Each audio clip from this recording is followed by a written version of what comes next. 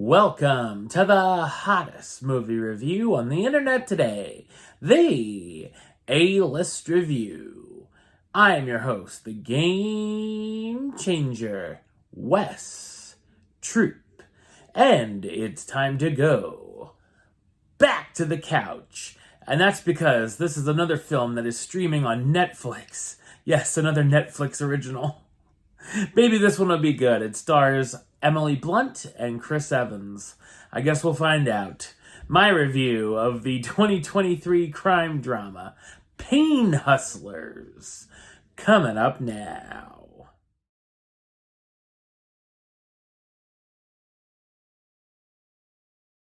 Liza Drake is a high school dropout and single mom working at a strip club and is barely scraping by. One day, a customer, Peter Brenner, a sleazy pharmaceutical rep, offers Liza a job as a sales rep for a new cancer drug, which contains fentanyl and relieves pain in terminal patients.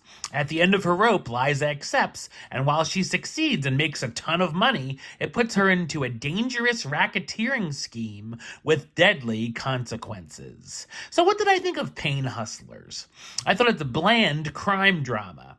The film is based on the 2022 book of the same name by Evan Hughes, which is based on true events. It's directed by David Yates, who's best known for directing the last 4 films in the Harry Potter series, The Legend of Tarzan, and the 3 Fantastic Beasts movies.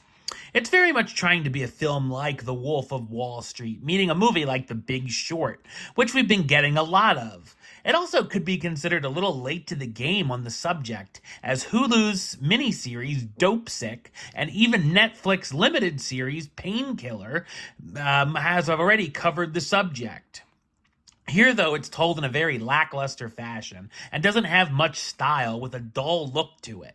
There's also an overabundance of voiceovers, cheesy montages, unneeded black and white interviews with the characters, and even Chris Evans rapping. The story follows all the usual beats, and we see all the familiar material from these get-rich-quick and rise-and-fall flicks, and we know how it will all go down. Some of it can be interesting, seeing Liza and Peter trying to get a doctor to prescribe their drug in the first place, and then see where it goes from there, having them push the pain medicine to people with pain after surgery, all the way to headaches.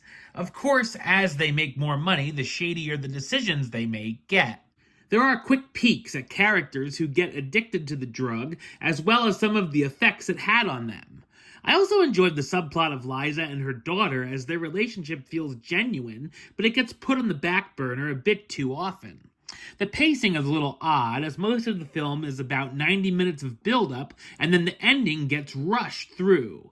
The runtime in general feels too long, and I found myself checking my phone on multiple occasions. I would have liked to have seen a little more of a dive into the supporting characters as well, as they're very one-dimensional.